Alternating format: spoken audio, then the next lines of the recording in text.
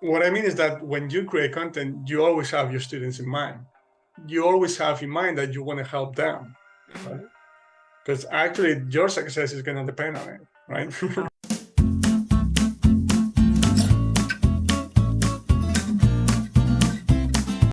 Hi, Sherin. Hi, Alvaro. And yeah, welcome to the podcast. It's a pleasure to have you here. Yeah, thank you. Thank you for inviting me onto your podcast. And yeah, so as usual, let's start by asking you about your experience with languages, like the languages that you speak. How did you learn them? Hmm. Yeah. So the first language I learned was in the traditional way in school, and it was the English language. But before I learned the English language, I was interested in English because of songs. I listened to a lot of English songs and Mhm, watched a lot of English movies. So I knew English actually before I even learned it in school. mhm, And then in fifth grade, I think we started to learn the first language, and yeah, it was very easy. So English was basically my best subject, I would say, mhm. and I was most interested in. Not because the way they taught it in school, but because I was interested in um, the culture also, yeah, the Mhm. music and the movies and things like that. Um, and then in school, you get the structure basically, yeah, the grammar and all that. I was never that much interested in the grammar, but because of hearing the language, it Yeah. sounded natural to me, and I didn't know maybe the rules to it, but it sounded right to me, and so um, yeah, that's basically how I learned it. Mhm. Yeah, it makes a lot of sense. Like, well, first of all, you were super interested in the language, which always helps, right? Yeah. But then because you've been listening to to songs and watching movies beforehand, you had already acquired a Hmm. lot of the language. So when you started with classes, it was familiar to you, or you could understand, Exactly. and Yeah. that's why you did well, actually, right? Yeah. Yeah, Because definitely. many times, um, because most people do both, meaning going to traditional classes, but at the same time listening to songs or reading Hmm. or whatever they're interested in. We give classes the credit because that's the way we think some languages should be learned. Hmm. And because it's more measurable, right? Because when you're listening to songs or watching movies, you can't really measure how much you've improved on a Hmm. specific day, right? So you can say, okay, so I've been listening to an hour of English songs. I've gotten this much better, right? You can't really measure that, but that's actually what's helping you in my eyes, right? Yeah, yeah, definitely. So when I think about the other languages, we also learned French and later on Spanish, and I in at university later I had a few other language classes, but I was most exposed to English. I never got so deep into French culture, for example, so I was never that good at it.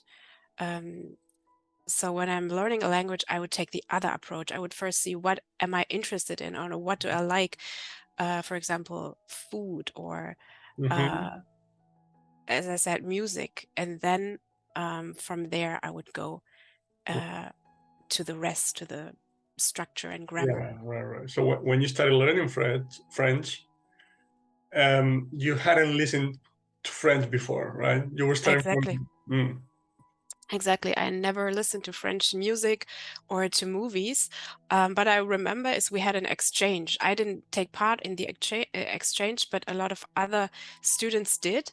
And when they came back, they were so their language improved so much because they got to know other French people and right. the French culture, and they had made new friends and all that. And so they Mhm. got very into the culture and they learned to love the language. Right, right.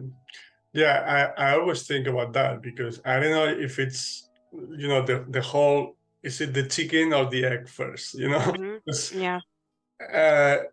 For example, with German, the moment I started learning German and understanding a little bit more, I realized that I got more and more interested in the culture. Yeah. I never knew a lot about Germany in that sense. I don't know. It's just I didn't learn German in school, so I wasn't that close to the culture in general. But the moment I started with the language, I started to become more interested in a lot of different things concerning Germany. And sometimes it's the other way around, but I think it's key, or it's actually essential in your Yeah. learning Yeah. journey. Absolutely. So when did you learn, or when did you start to learn German? So it's around a year ago. Yeah.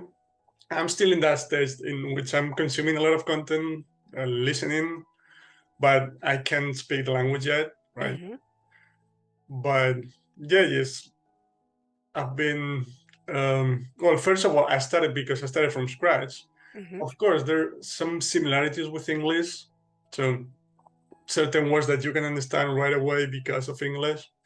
But I started with a YouTube channel with Catherine Schittman, which is a German teacher that during the pandemic she started creating videos for her students.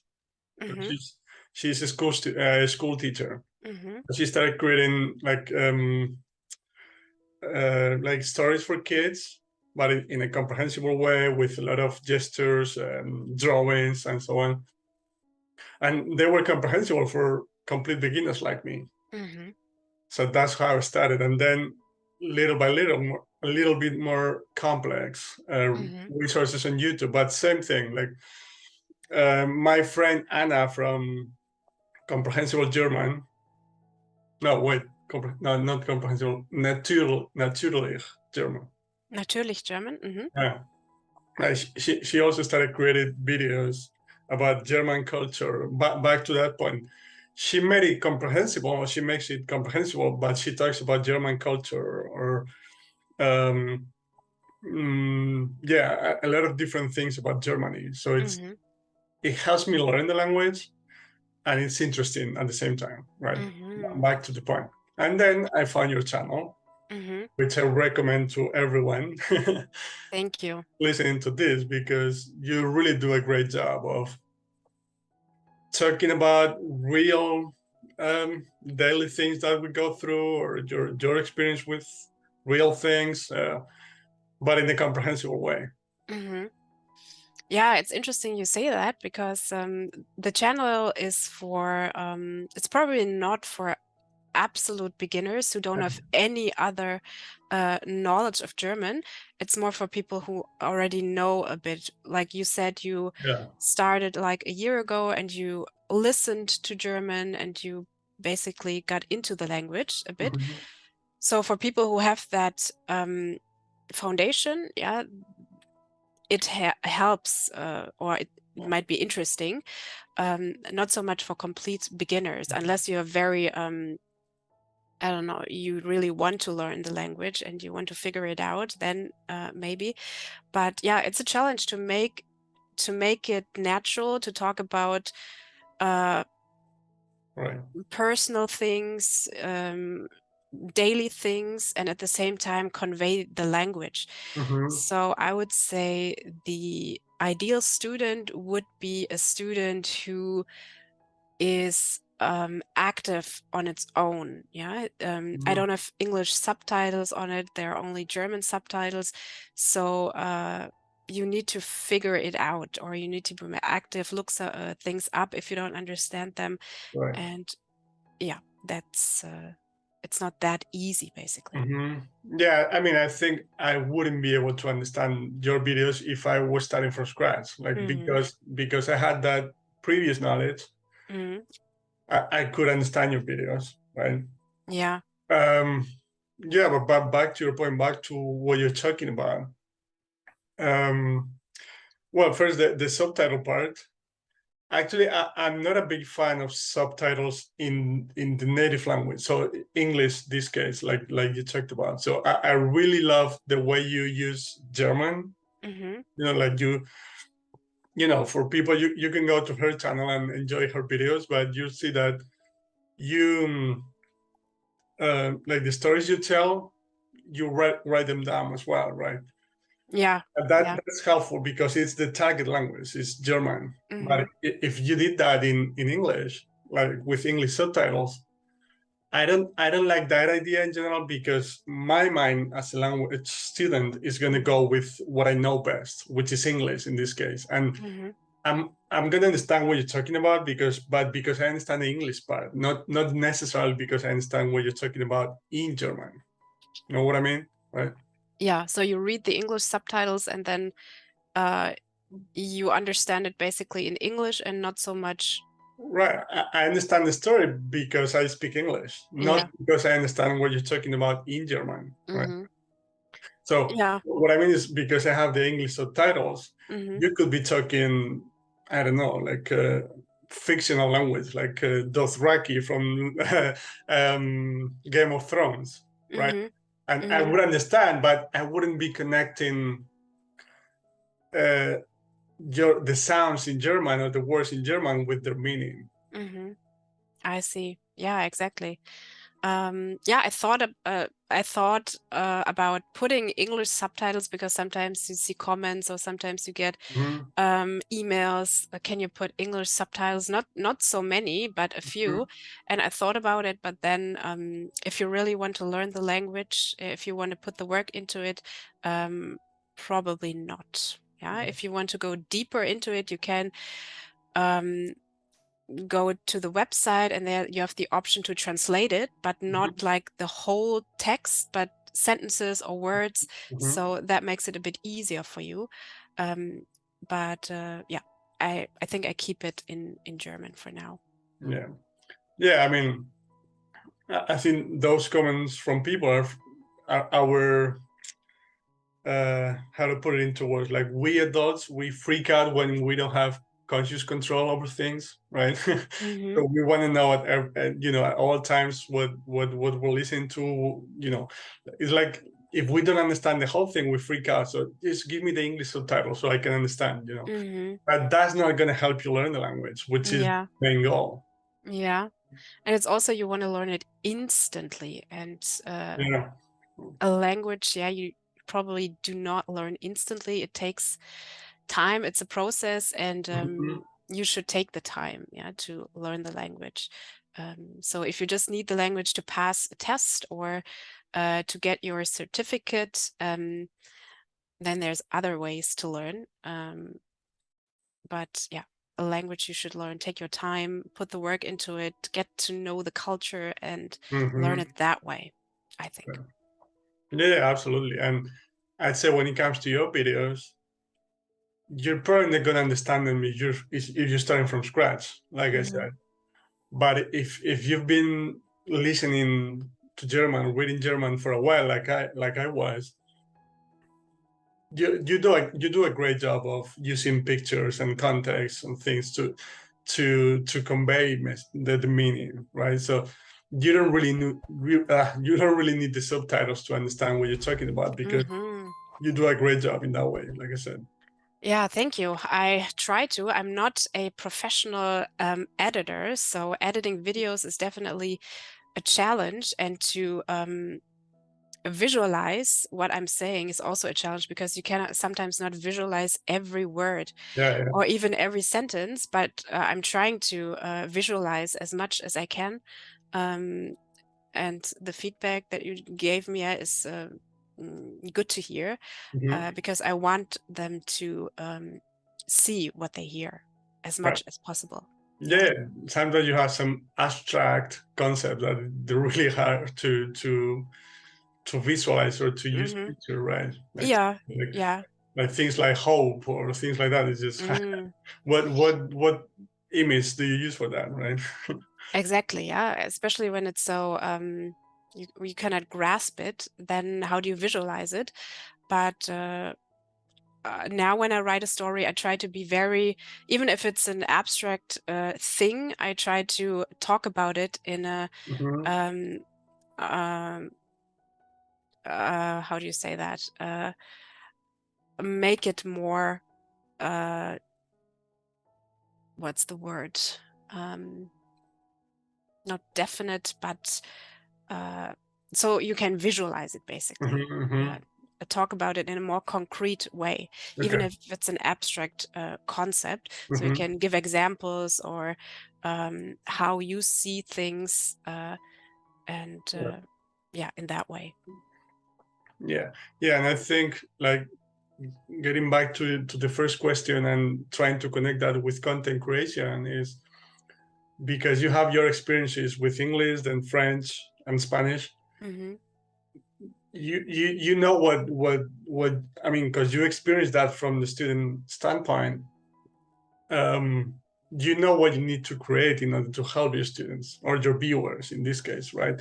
Like you try to make it comprehensible, like you're saying, as much as you can. You're using pictures, you're using real life context, Hmm.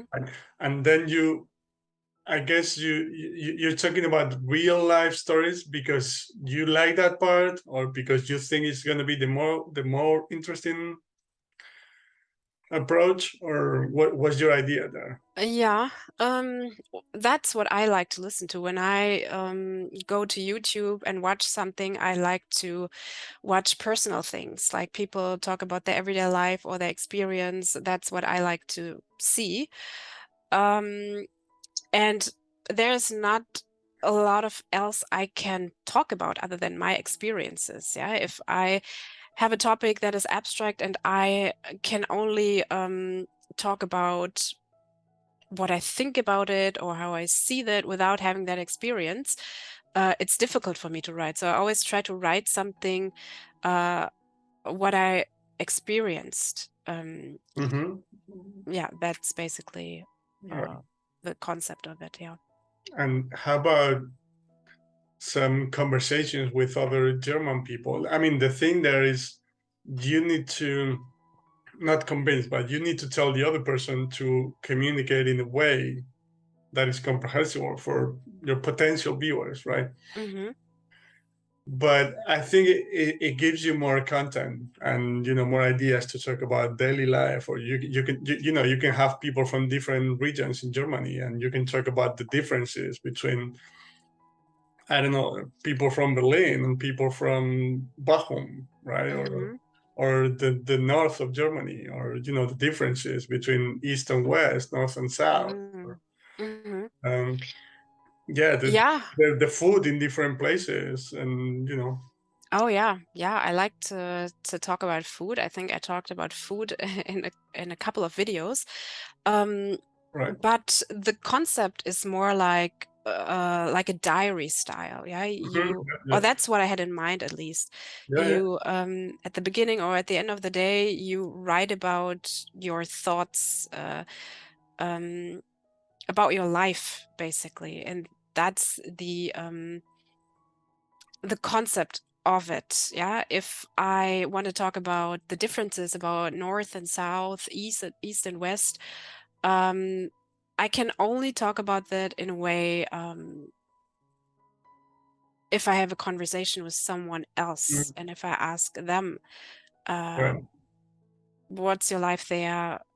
Uh, how did you grow up? What is your experience? How is your life and all that? right. But so far, I think I haven't done that. There are maybe a couple of interviews on the channel, but it moved a bit to just stories. Yeah. Yeah, Um, and I think in the future it would be not only my experiences, my stories, but also something that more into the uh, fantasy world, maybe. mm, Yeah, what could possibly happen? You think it a bit further, and yeah, just to try out different styles, basically. In the end, it's all about the language. Yeah, how do you um, yeah, create something with your words and with your sentences, and you can talk about anything as long as it's about the language. So Yeah, and as long as you make it interesting, exactly. and Interesting. Yeah. yeah, and so, yeah, what we're talking about all the time, like it needs to be comprehensible and interesting, or even compelling, Mm-hmm. and that's perfect content for me. And yeah, but you're talking about fantasy.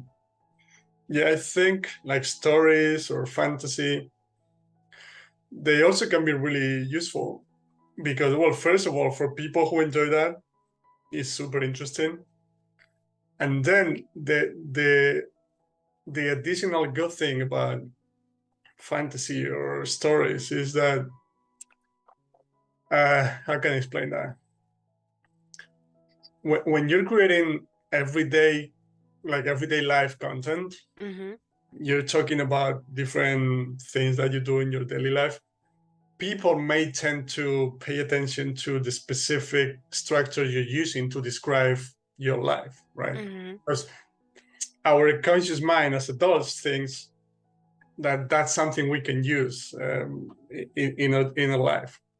But with fantasy, especially when you're talking about dragons or whatever it is, like not real things, Mm-hmm. and you combine that with the power of stories in general, it makes your students or your viewers focus even more on the message because Mm-hmm. they're trying to picture that world in their minds, right? Yeah. So they're not really paying that much attention to form. Mm-hmm. So whether you're using, this specific verb or this other one, Mm-hmm. and this conjugation or the other one, whatever it is.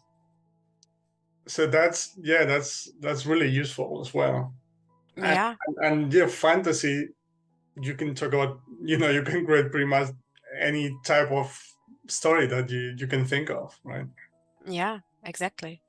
So I don't know if you describe your dream, for example, it's not the real world, and you creating basically a different world with your words and with images, and Nice. yeah, maybe that can be also interesting for language learners. Yeah. Yeah. Yeah, go ahead. Sorry. Yeah. No, that Yeah. was No, and if you remember them, you have content every day, right? Just kidding. With your dreams, I mean. yeah, yeah. I mostly don't remember my dreams, Mhm. so if I would write a story, I have to come up with something basically, which is always a challenge to what content do you put out? What do you write about? How do you write it? And it can take a very long time Mhm. to write a story. When I started the channel, I said every week a story, but it's very hard to write a story every week. Um, so that's definitely a challenge, yeah, to create content and not only write the story, but also edit it into a video. Mhm. That's been a big challenge for me. So if you go to the channel, you see that the videos are not like, um, I'm not putting them out on a regular basis. Sometimes a few weeks go by until I have a new story. Uh, that's very Mhm. challenging. Yeah, because it takes a lot of time, right? Yeah, yeah, Both. it takes a lot of time. Yeah, well, I was thinking about the content creation part. Hmm. I don't know if you're doing that, but um, I think something that could be really useful when it comes to giving you ideas is just asking people in your community. Hmm. Like you have a pretty big channel, so like the community tab on YouTube, right? You can, ask them questions or surveys, Hmm. or even in the comments in your videos, ask people. So, did you enjoy this type of idea, or what would you like me to talk about? Hmm. Because they're probably going to give you ideas that you didn't think about. Yeah, yeah, I'm happy about every idea I can get. Sometimes people focus too much on grammar, so Yeah, they yeah, say, "Can you talk about this grammar topic or that right, grammar right. topic?" And I think this is not a grammar channel. This is a Hmm. storytelling channel.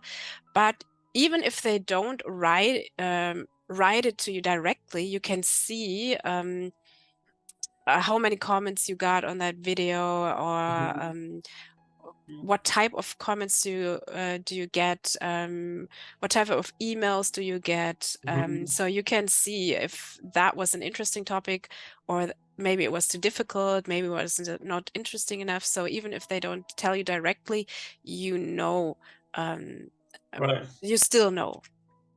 Yeah, or you could, I don't know, I'm thinking like in the community tab, for example, you can create surveys. So you can, so what topic would you like me to talk about in the next video? Yeah. And you can give them even different options that you had already thought about, and then the option to write down their own answer in the comments, for example, right? Yeah, that's a good idea. So the survey function. The last survey I did was if the if the German is too difficult, so the level of German. And I thought maybe a lot of more people would say, yes, it's too difficult, but I think over 70% said, no, it's the right level for me. So that was surprising. And yeah, I don't have to change a lot or adjust or anything. So yeah, that function is very helpful, definitely. Yeah, but I think the reason why, so from my perspective, because I'm consuming your content, if I didn't have the visual help, probably I wouldn't understand some of your stories. But because of it, I do understand, like, yeah, all of them actually. Like, there's some words here and there that I don't get, but that's Yeah. totally fine because I get the idea. I perfectly understand what you're talking about. So I actually think it's great because you sort of talk about things that might be a little bit over our comprehension when it comes to the language they're using, but because you're using so many pictures in context, it's actually comprehensible. I So see. you're sort of stretching our German, but in a good way. If that makes sense. Yeah. You Yeah, know. that's interesting. So yeah, maybe the videos are the most easy to understand because you have the visuals. There are certain how do you say, certain steps you can take. You can just consume the video and understand it by looking at the visuals. And then if you want to go deeper, you can take the text and you have just the text in front of you. You have the audio. Yeah, you can play the audio and just read along. And if you don't understand it, you can translate the text basically. Yeah. So you don't understand a sentence, you can translate the whole sentences and make notes and go a little bit deeper. So it goes from the easier to the more difficult. And the goal at the end is to understand, even if you don't have the video, if you just have the text, basically. Yeah. Yeah, that's good. That's good. And yeah, I'm thinking about different ideas. And so how about doing some research beforehand? So instead of you coming up with the story, how about, I don't know, talking about some German traditions or some German like like this my friend Anna that I talked about, she's got a playlist with like mythology, like Asgard and like Northern mythology. I know, I'm just trying to come up with different Yeah. ideas because, for example, in my channel, back to where we were talking about, I try to use different ideas, in which again I try to think of interesting things and how to make them comprehensible at the same time, right? So I'm creating stories on my own, but I'm playing games as well. I'm trying to always introduce, if I can, like a gamifying experience somehow within the context of stories, right? So, for example, in one type of story, I'm creating a story, but like fictional story, I'm coming up with it. Whenever there's an important moment in the story, I come up with 4 different scenarios, 4 different possibilities, and I use a die to decide which way we're gonna go next, right? I don't know, try to make it that way. And yeah, I'm even thinking about like the future, like even live stories. So going live and creating stories in which viewers sort of come up with the details of it. Details mean like they need to listen to me in order to learn the language, right? So I'll be coming up with stories. I'll be talking all the time. But whenever we need to decide whether the main character, is going to go to Hawaii to find a treasure or whatever it is, or a different option, the chat is going to come up with it. So the viewers are going to come out with the answer. I don't know, things like that. I'm just thinking out loud, but yeah, definitely more interactive. So how do you come up with stories or with content? well, stories. So I really enjoy that part, first of all, and because in my classes, that's what I do for the most part. Like we create stories together. I've really developed my creativity, my imagination a lot. So I feel more and more comfortable with just improvising. And because I do that every day in my classes, I also have a lot of ideas that I use that idea in this class, so I can use it in a story for YouTube or things like that. Or things that I'm thinking about recently is, I don't know, you could talk about hidden places in Germany that a lot of people don't know about, because if you're talking about Germany, people know about Berlin, of course. People know about, I don't know, Munich, right? Or so I'm trying to, I don't know. You could talk about, because that's a video I'm creating right now, for example, for Spain.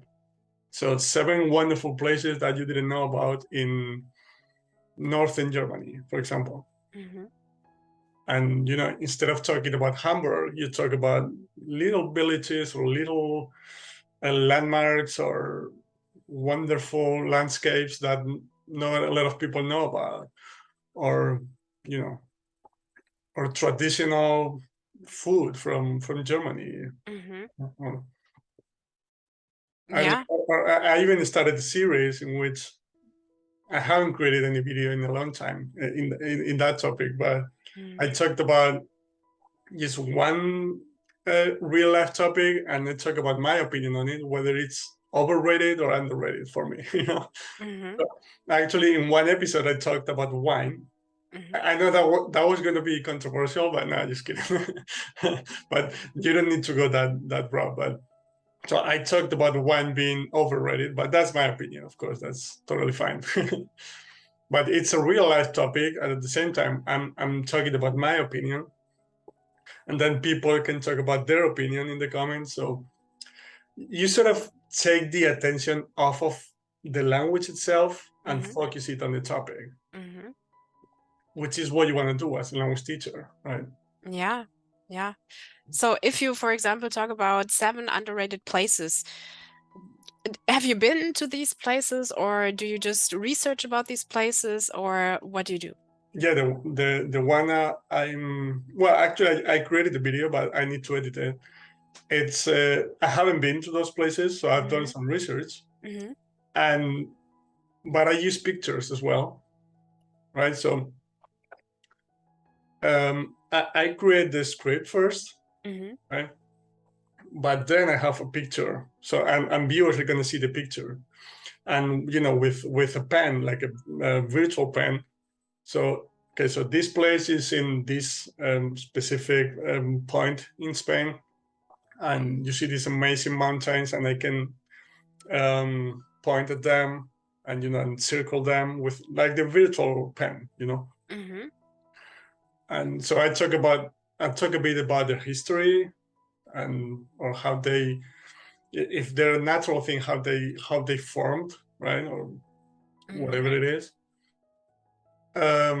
But at the same time, viewers are seeing the picture, and I'm pointing at specific details in the picture. So I'm sort of describing the picture, describing the place, but talking about history at the same time.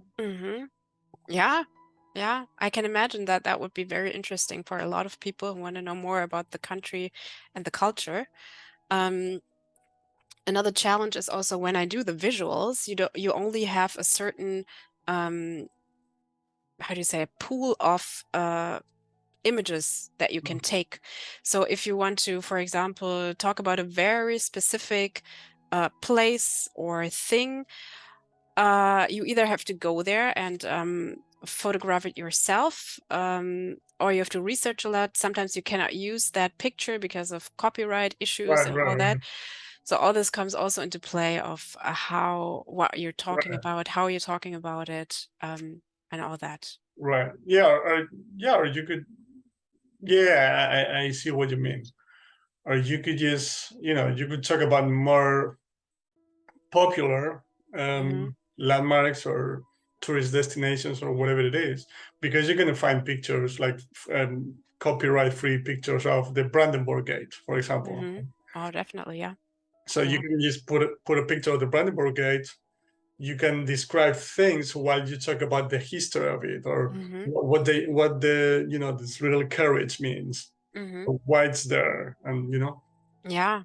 or if you talk about I don't know, like other things in Berlin, other things in German cities that are more popular, so you can find pictures on Pixabay or like websites like that, Hmm.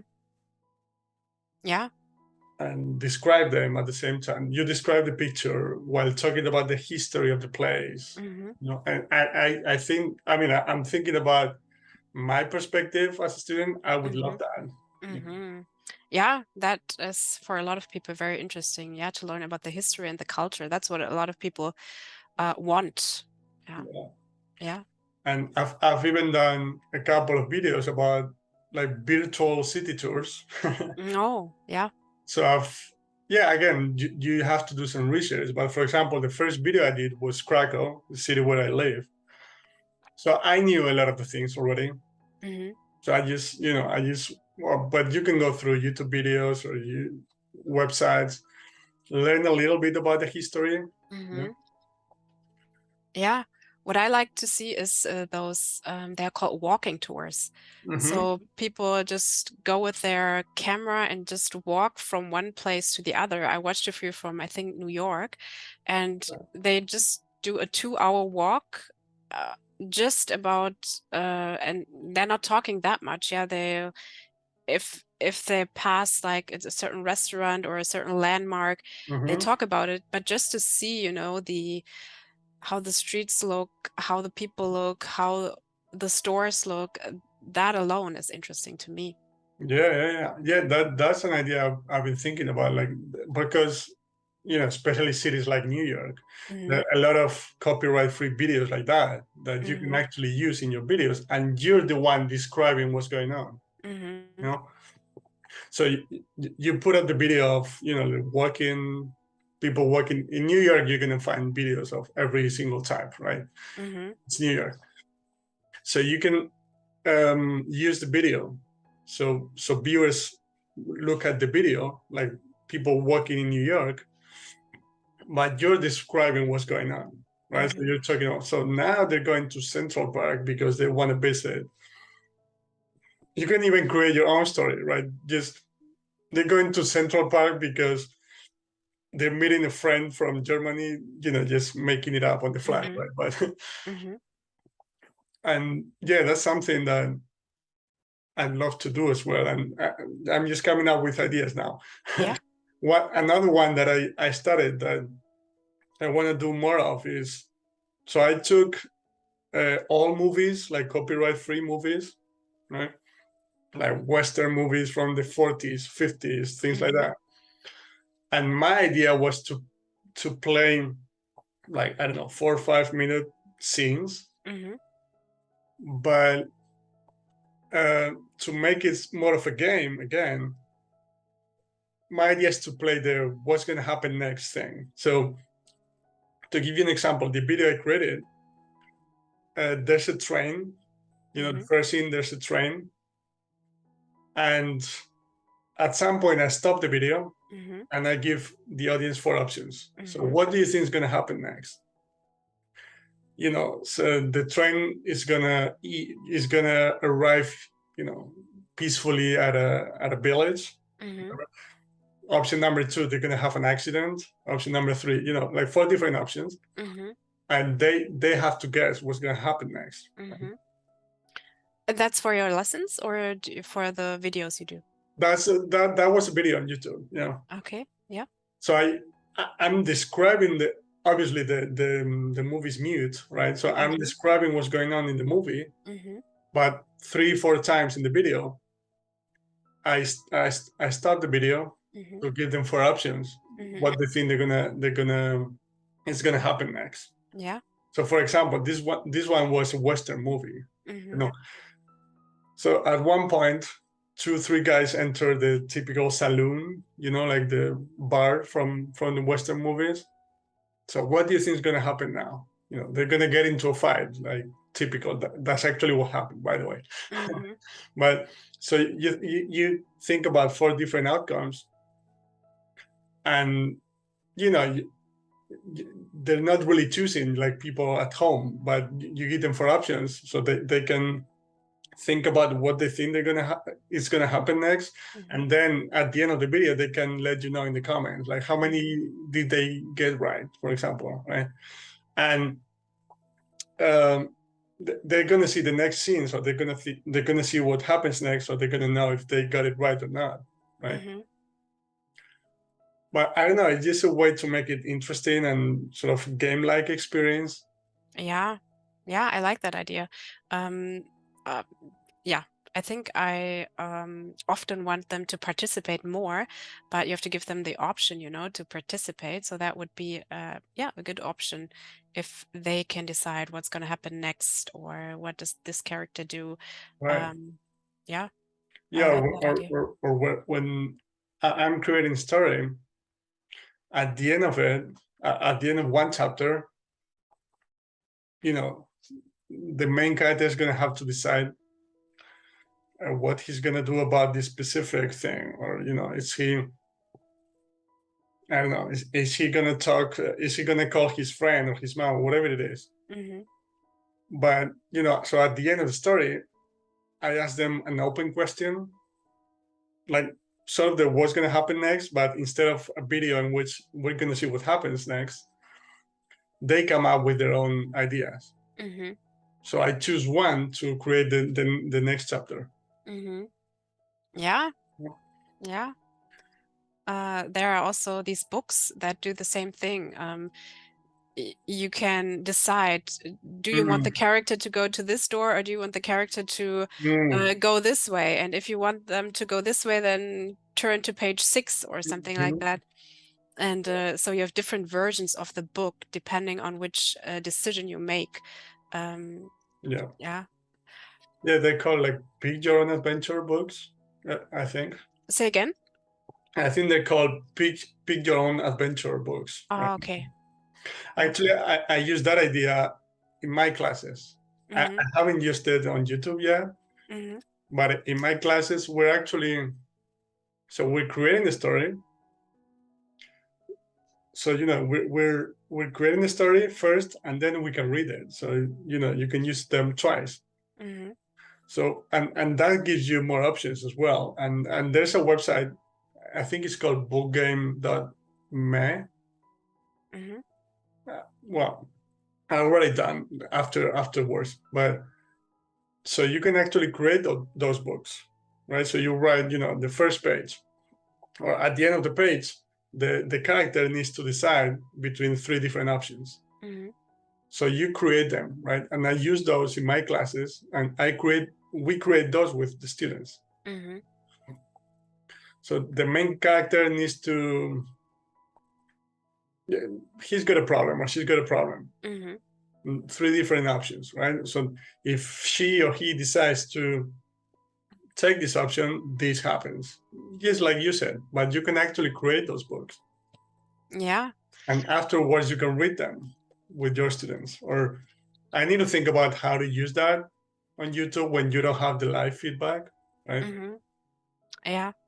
Yeah, it's kind of complex, and I think you have to put in a lot of thought, yeah, to create that story and to create the different scenes and endings and all that. I don't know if I would be able to do it, but I go more into the microscopic aspect of it, even Yeah. also if it's culture. So if you go the 7 underrated, most underrated places in wherever, I go more into a personal experience where you can find different cultural things. For example, what if I talk about I was spending a day at my grandmother's and I was eating that bread with that spread, and she was talking about this and that. So you have in that story these different cultural hints, even if they are not like that prominent. Yeah. Yeah. So it's also a personality thing. Who are you and what do you want to create? What comes out of you that is basically you? So it's always a kind of a battle. Do I want to go in this direction because now I'm more like this, or do I want to go in that direction? Do I want to keep that direction? So it's always a constant battle with yourself.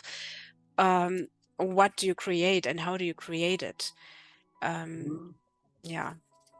Yeah, man. I mean, makes a lot of sense.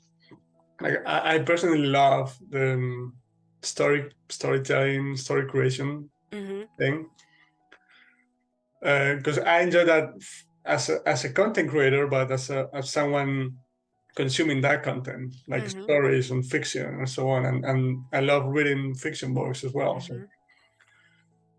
yeah, but you can definitely, like, back to your example, you can talk about your experience eating some food, some traditional food from Germany at your Mm-hmm. grandma's. Mm-hmm. So you're talking about your personal experience, which you feel more comfortable with, or mm, it feels more natural to you. Exactly. But Yeah. at the same time, you're talking about, traditional food, or you can talk about, the same idea. Mm-hmm. So you travel to Berlin or Hamburg or Frankfurt or different cities in Germany. So you can talk about my favorite places in Berlin, for example. Mm-hmm. So you don't need to talk about the Brandenburg Gate, but you can talk about a little thing that you really loved on your trip to Germany, to Yeah. to Berlin. Sorry, yeah. Yeah, definitely. That would be more uh my style, I think, because I'm the person who likes to read diaries, to read Hmm. about other people's experiences, how they see the world, how they make sense of the world, and that's why I create the content that Yeah, I create. Yeah. yeah, but I I see why. I mean, obviously your personality, but I see why you like that.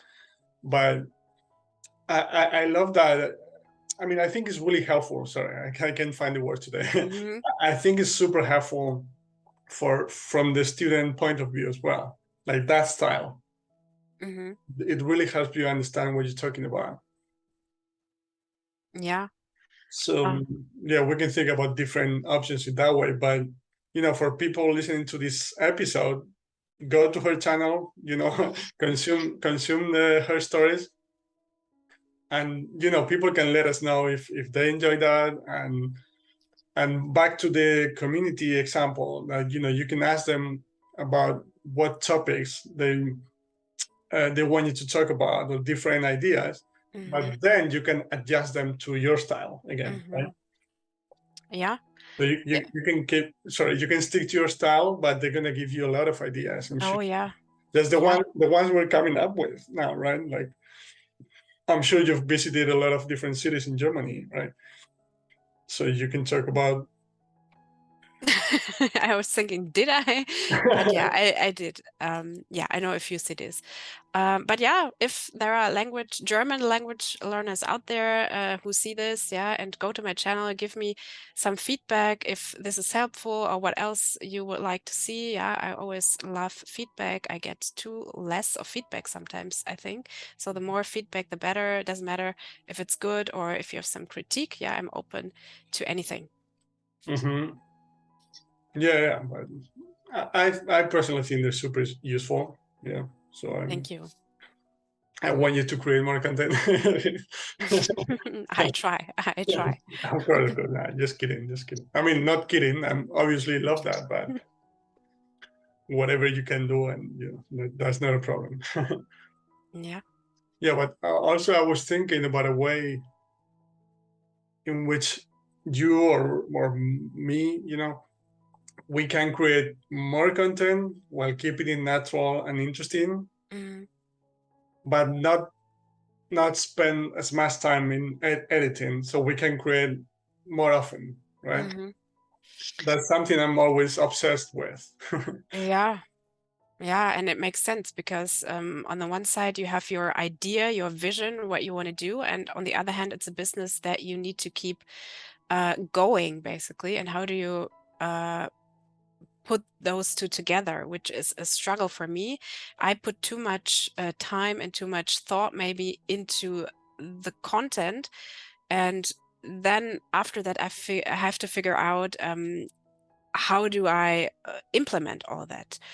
And recently, I tried to work with an editor, and then I learned about the challenges. Yeah, if you have your own vision, your own images, and you give the story to an editor, and he or she has a completely different vision. Right. And yeah, that was an interesting experience.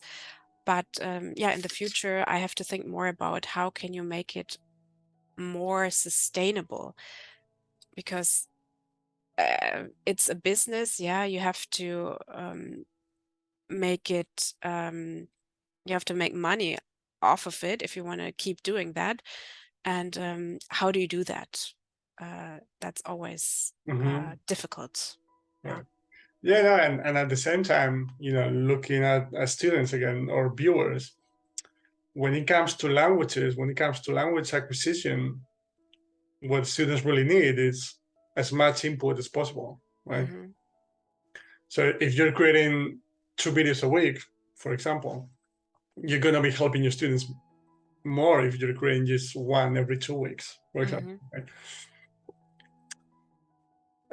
Of course, you gotta find your own personal balance, right? But because I really want to help my students, I want to create as much content as possible because like selfishly, I selfishly enjoy that creative process as well, right? Yeah.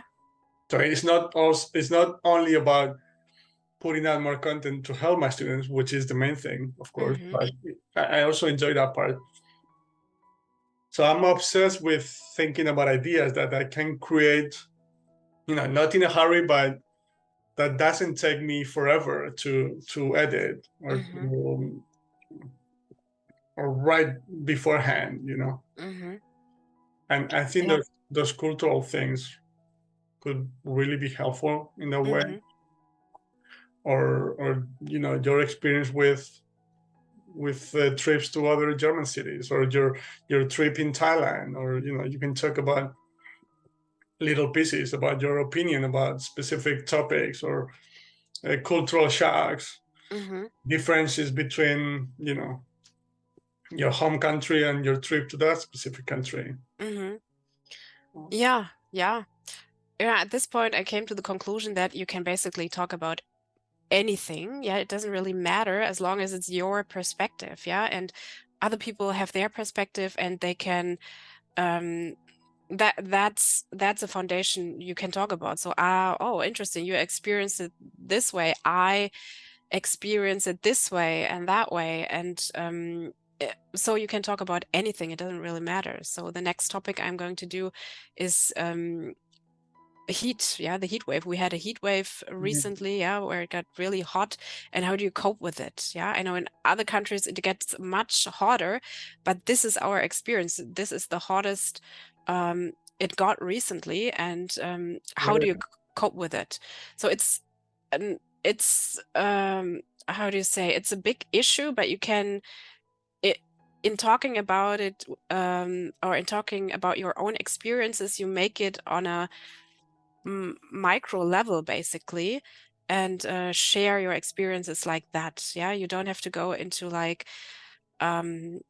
I don't know, politics or Mm-hmm. climate change, but what's the effect on your daily life? How do you cope with Yeah. it, basically? So in that way, you can talk about anything. Yeah. Yeah. Yeah, so it's not controversial because it's not politics, but at the same time you're talking about real life, right? Yeah, And like real life content that we're all going through right now, for example. exactly. Right? Yeah. It's something that we all going through that we can all relate to. So it's a very uh, simple topic where everybody has their opinion. Right. And yeah, And that's no, sorry, like one thing I really love about your videos is, I don't know if it's the case for everybody, but I'm really a lot into personal development, and and from the point of view, I'm really interested by you know us adults really talking about our feelings, and opening up, and honesty, and just not talking about the weather with no emotion whatsoever. You know what I mean? yeah. You really go deep into your personal feelings about how, so you just back to your example, you just don't talk about the heat wave, you talk about Mm-hmm. how you feel about it, Mm-hmm. which is something that I'm passionate about, like about being real. And because again, you can talk about the weather just like you said, but not from the perspective of how it's so hard, uh, Mm-hmm. not on a superficial level, if Mm-hmm. you may, but you talk about how you feel about it, or why, for example, in that example, why you feel frustrated about something you have no control over, Mm-hmm. right? So you're using that topic sort of as a segue to talk about your feelings, and you end up connecting even more with the audience. Mm-hmm. But Yeah, again, that's my experience, because I exactly. love that part. Yeah. That's the case for everybody, but I'm talking from my point of view. I love that about your videos, because you open up about how you feel about things, which is a topic that I'm super passionate about as well. Mm-hmm. So at the end of the day, you try to combine things. So I'm passionate about stories, games, like I said, talking about our feelings. So I try to um, connect them if possible, right? So I Mm-hmm. create a story in which the character talks about his or her feelings, Mm-hmm. while they play a game. So you can combine all of the things that you're passionate about, and you keep it like real life, so it's interesting for your audience. Mm-hmm.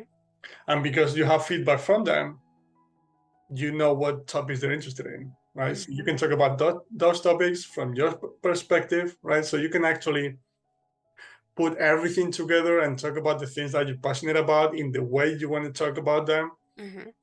and in a way that it's interesting for your audience, right? Yeah. And of course, you use your images to make it comprehensible, which in the end is key, right? But Yeah. like sort of the whole picture. Yeah. Yeah. I think yeah, if you talk about something you're interested in, or if you're connecting with it, then there's a possibility that it also connects to other people. The other people, as you said, might like that more superficial style. Yeah, maybe they like to talk just about what type of weather is there without having that personal Mhm, connection. mhm, So it's mhm. as you said, totally different preferences. Yeah, which is okay. But Right. you have your style, I have my style, and I just want to attract the people who are enjoying that type of content. Yeah, yeah, yeah, and yeah, exactly. So that's your personal touch, right? So you Exactly. like talking about how you feel about those things, not just about those things, but how you feel about them, right? Hmm. Which Yeah. again is something that I'm super passionate about. So I really love your videos because of it. And, Thank you. like I said, because they're comprehensible, they help me with German, but I love that part as well. It keeps me more engaged. Hmm. Like, it, it feels more real to me, Yeah. as opposed to so today is sunny, tomorrow is going to be windy. Hmm. I mean, it's always interesting when you're able to understand a new language. Hmm. That's always exciting, of course. But if you're doing that while enjoying the content itself, I think that's like double Hmm. useful, right? Oh yeah. Yeah, and that brings us back to the beginning. Like before you learn the language, you're getting interested in something else, for example, the music or the art or whatever. And then you have that connection, and that makes it easier for me to get into the language. Right. Yeah. So I would sum it up by saying that I think our main focus should be on helping our audience, right? So what's in it for them, while keeping our personal touch and talking about the things we want to talk about in the way we want to talk about, right? But not just make it quote unquote selfish, Mhm. but have our audience or our students always in mind, because our ultimate goal is to help them learn the language, right? Or even entertain them, right? But I think it could be like fine line, but I think if you're able to find that balance, that's probably the ideal type of content in my eyes, which what I don't mean that you create the things that your audience wants you to create, that you don't have a saying in it, right? But what I mean is that when you create content, you always have your students in mind. Because you always have in mind that you want to help them, right? Mhm. Because actually your success is going to depend on it, right? Oh, oh yeah, definitely. Yeah. So I'd say, use your personal touch, right? Talk about things you want to talk about in the way you want to talk about them, but always think about how you're going to help them, Hmm.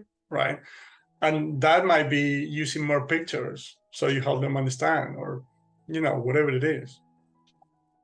But if I think this works for languages, but I guess it works for everything, that if you have your customer, client, student, viewer, whatever you want to call it, in mind, if you're really creating it for them, I think your chances to be successful, whatever success means to you, are going to be greater. Yeah, I agree. Yeah, totally.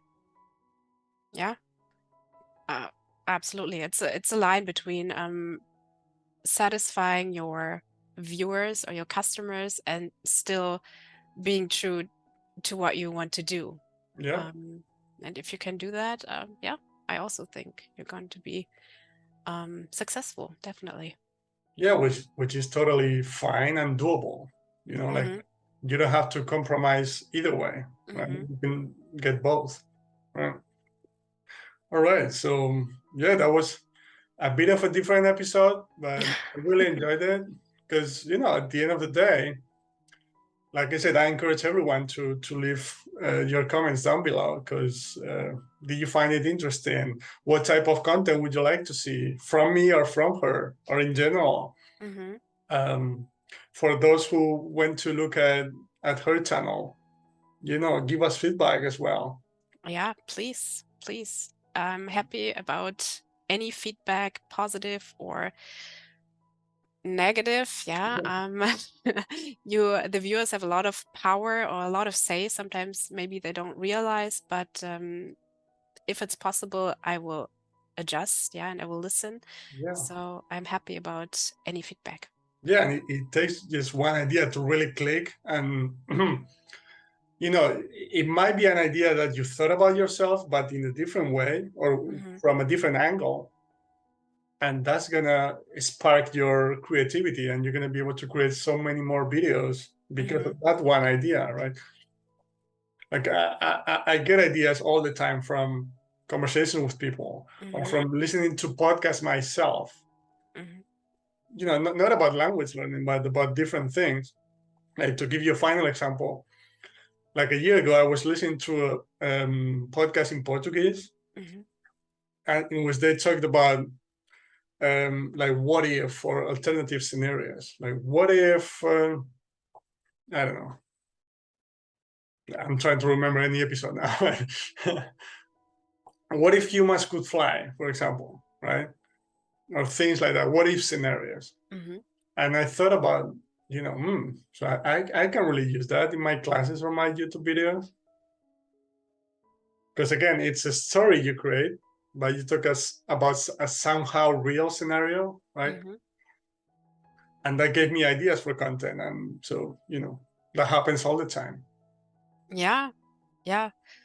So the challenge is to get the other in the lessons, to get the other person engaged or get the other person just speaking. Just speaking is oftentimes a big hurdle, because a lot of people are very insecure or they are perfectionists, and just to get them engaged and get them speaking Mhm. is the first challenge. Yeah, and if you can engage them with your style or any way you can, that is always helpful. Yeah. Yeah. All right. Anything else that we forgot to talk about, Sherin? No, I don't think so. So yeah, it was, I think, my first podcast ever. I was a bit nervous. But yeah, thank you again for inviting me. And My pleasure. yeah, if any German language learners out there comment, I'm happy about any feedback. Yeah, like I'll leave all the comments down below, but for everyone is my German short stories. Exactly. My German Short Stories is the name of the website and the YouTube channel. Perfect. So thank you so much, Sherin. I You're loved it, welcome. like I said. And yeah, Thank you. bye-bye. Okay, bye. Thanks so much for watching this interview. I hope you enjoyed it. I hope it was helpful for you. And if you want to know more about language learning, language acquisition, like what's the best way to learn a language, ideas for language learning, the best resources at different levels. Here you can find the whole playlist with all the interviews I've done so far with different researchers, teachers, polyglots, and so on. And finally, right here, you smash this guy right in the face to subscribe to my channel. I really appreciate it, and I'll see you in the next one. Bye bye.